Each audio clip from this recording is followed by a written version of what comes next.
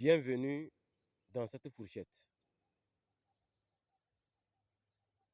Je salue le divin qui est en vous. Alors, sachez que hier a été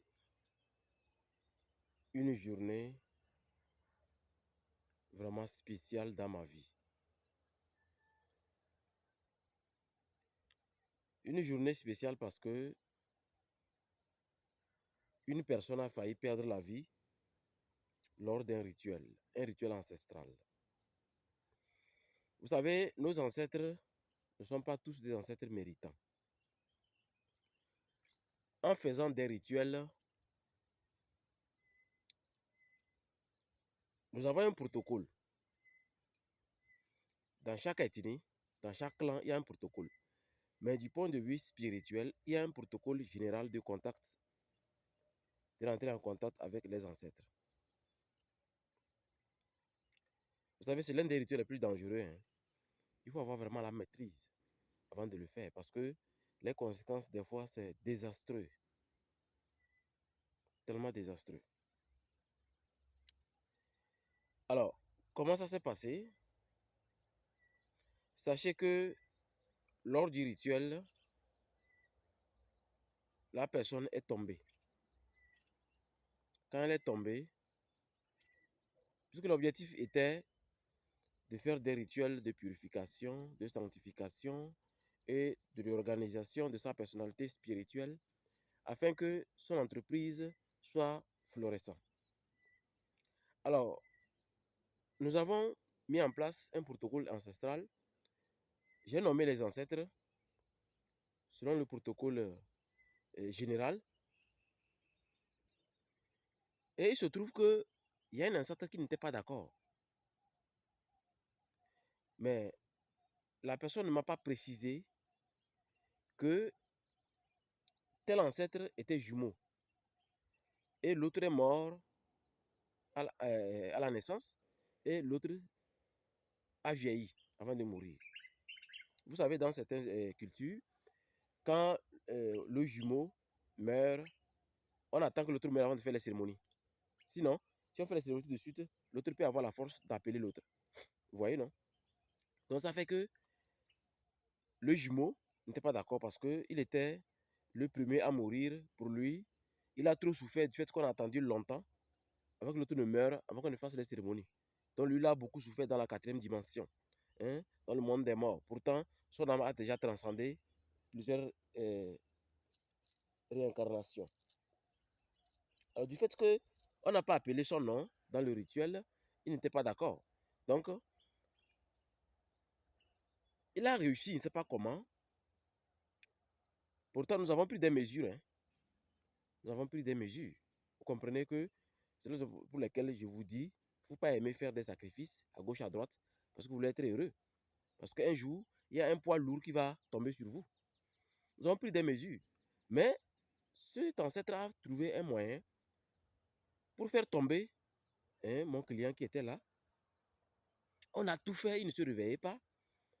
On a utilisé toutes les prières, toutes les formules. Hein, on a même arrosé l'eau sur lui, toujours zéro. Alors, qu'est-ce que j'ai fait? En même temps, j'ai pris une fourchette. Quand j'ai pris la fourchette, j'ai utilisé la fourchette pour la peigner. Je l'ai peignée plusieurs fois, plusieurs fois, plusieurs fois, plusieurs fois. Et en utilisant la formule de la quadrupolarité pour que ces quatre corps s'installent comme une table qui a besoin d'être debout avec les quatre pieds. Et c'est comme ça, j'ai continué avec la fourchette, en train de la peigner avec la fourchette, jusqu'à ce que la personne s'est réveillée. Quand elle s'est réveillée, elle a commencé à parler que c'est telle personne.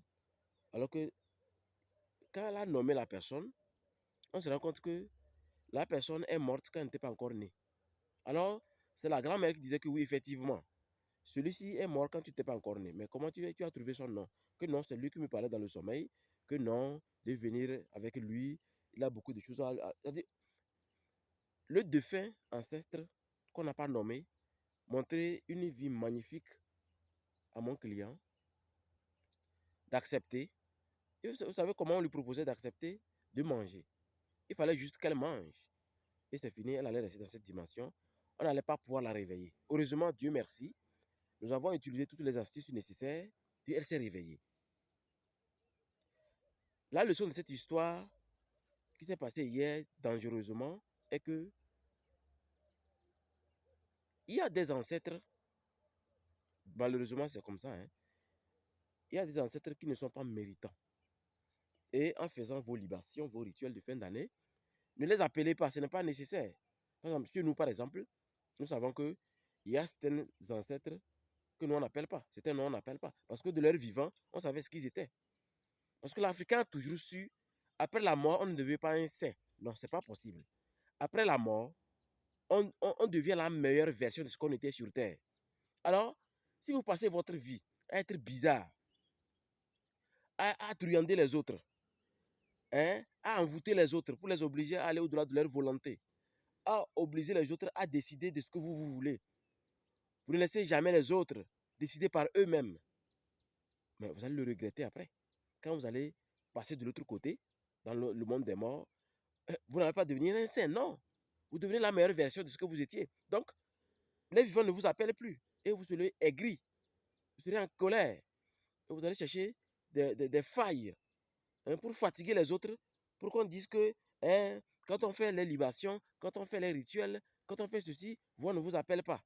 C'est pourquoi maintenant, quand vous faites les rituels au village, par exemple chez nous, il y a un protocole ancestral. On commence par les plus anciens. C'est pourquoi ce n'est pas n'importe qui fait la libation. C'est le plus âgé de la famille qui le fait. Vous voyez? Parce qu'il connaît le dernier ancêtre qui est parti. Et c'est comme ça, le dernier qui est parti connaît l'autre, connaît l'autre, connaît l'autre. C'est comme ça. Ainsi de suite. Mais vous allez voir que ce monsieur au village qui fait la cérémonie pour vous, pour que la famille ait de meilleures vibrations, pour bien passer, hein, rentrer dans la nouvelle année, éviter les malchances et consorts. Au lieu d'appeler tel nom, il saute. Arrivé ici, il saute. Il n'appelle pas. Parce qu'il ne l'aime pas. Mais ce n'est pas parce que vous ne l'aimez pas, vous ne devez pas l'appeler. S'il est positif pour celui qui fait les cérémonies, mais vous devez appeler. C'est pourquoi d'autres ne veulent plus aller au village parce que ceux qui s'assiedent pour faire la libation, pour faire les cérémonies, selon le protocole ancestral, c'est eux-mêmes qui sont même les plus diaboliques. De votre vivant, soyez meilleurs. Vous savez, il y a un monsieur que j'ai l'habitude de demander du service. Il me fait des petits services à la maison. Il est menuisier. Et quand il dit il est menuisier, il est âgé, hein, très âgé. Il peut avoir même 55 ans. Bon, comme moi, j'aime ceux qui maîtrisent bien leur travail, ceux qui sont anciens dans leur travail. Et je lui ai donné du travail en lui expliquant que, tu sais, comme tu habites à côté, tu as vu que celui qui me faisait tel travail a cessé. Il a cessé parce que il m'a promis ceci, de lui donner ceci et ceci, il va aller amener ceci. Et je l'ai remis. Non seulement il n'a pas ramené ce que je lui ai remis, même l'argent, il a avalé. Et je lui ai dit donc, comme il n'a pas respecté sa parole, c'est pas grave. Moi, je n'ai pas besoin qu'il me rembourse, mais ce que je ne veux pas de problème. Donc, je ne veux plus qu'il vienne chez moi. Et il a fait tous les gymnastiques pour pouvoir revenir. Il n'a jamais réussi à revenir parce que je suis quelqu'un de très tolérant. On me blesse beaucoup. Moi, je trouve que l'être humain a droit à faire des erreurs. Mais quand vous dépassez les bornes, quand moi je dis non, ce que c'est non. Même il est venu voir mon vieux. J'ai toujours dit c'est non. Donc, je lui ai expliqué ça. Que oh, vraiment, les êtres humains, c'est bizarre quoi. Ah. Et on parlait Bassa parce que lui, il parle Bassa. Donc, et c'est comme ça, ce vieux a commencé à travailler pour moi. Quand il y a des petits travaux, il vient le faire. Il fait le faire. Même quand j'ai fait mon temple, un autre temple, c'est lui qui a fait tout. Et il y a de cela quelques temps, j'ai mis en place un nouveau projet et j'ai voulu une grande clôture. Et il a essayé de m'expliquer ce qu'il faut. Je lui ai remis l'argent. Je lui ai remis l'argent pour aller chercher les bois. Et deuxième jour, il m'a dit oui, il a coupé les bois. Mais il reste maintenant à amener les bois. Donc, quand il va amener, je vais payer pour le déplacement. Il dit bon, le déplacement, ça va coûter à peu près combien? Et il m'a donné le prix, je lui ai remis l'argent. Je lui ai remis l'argent, 3-4 jours après, bon, je n'entendais pas. Et c'est après, il me disait que non, ils étaient à l'hôpital. Effectivement, ils étaient à l'hôpital parce que il y avait une de ces personnes qui est malade. J'ai dit, bon, c'est pas grave. Et quand ils sont sortis de l'hôpital, il a dit, bon, comme tu as fait l'hôpital avec ton enfant, je garde l'argent que je t'avais remis. Ça, on peut dire que c'est parti dans l'hôpital. Donc, prends une nouvelle somme pour remplacer et va me chercher pour amener les bois. Ce que je dis là, c'est 3 mois plus tard. Donc, la semaine passée, il vient me voir que non, dans cette semaine, bientôt, il va amener les bois. Vous savez pourquoi il est venu me voir? Parce qu'il s'est rendu compte que j'ai fait venir notre menuisier qui est en train de faire certains travaux. On a fait les travaux à la maison. Je n'ai pas fait appel. Que donc, on va amener les bois. C'est la semaine passée là, hein, que bon, la semaine là, lui va amener les bois. Je dis, ok, j'ai compris. Toi, que j'ai remis l'argent pour les bois, tu peux dire, il n'a même pas coupé les bois. Hein. Et quand j'ai remis pour le transport, parce qu'il a fait l'hôpital, il dit, bon, quand tu as fait l'hôpital, garde l'argent du transport, prends ceci. Et je lui avais expliqué que c'est à cause de ma générosité que l'autre, je l'ai abandonné. Malgré qu'il a tout fait pour qu'on revienne du bon terme, j'ai refusé. Et lui aussi, bizarrement, vous voyez, je vais finir pour vous expliquer ce que c'est que le cerveau humain. Et lui aussi, tu as fait l'hôpital, j'ai dit, donc garde l'argent du transport, prends une nouvelle somme et amène-moi les bois. Et c'est 3 mois plus tard, parce qu'il a remarqué que j'ai commencé à chercher quelqu'un pour faire des travaux, il vient m'expliquer. Il dit, ok, j'ai compris. Il n'a aucune idée à qui il a affaire. Il croit que quand il va amener les bois, il va commencer par travailler. Non. Dès qu'il amène les bois, il va lui dire non. Il n'a qu'à laisser. Je ne veux pas, je n'ai pas besoin du travail. On va laisser en attendant. C'est-à-dire, je ne veux pas qu'on se tiraille, quoi. C'est-à-dire, je ne veux pas qu'il fasse quelque chose. Parce que moi, je n'aime pas manquer du respect aux personnes âgées. Tu as presque le même âge que mon papa. Parce que tu maîtrises ta menuiserie, que moi, j'aime que tu me fasses des travaux. Mais tu m'as déçu de sorte que la déception est même diabolique. J'ai toujours le thème là, et il a commencé à gronder. Que pourquoi j'ai dit que c'est diabolique. Il dit non, attends, je t'explique. C'est toi que j'ai expliqué clairement pourquoi l'autre est parti. Et toi aussi, tu fais la même chose. Donc la générosité, on doit cesser de l'être. Ne cessez jamais d'être généreux.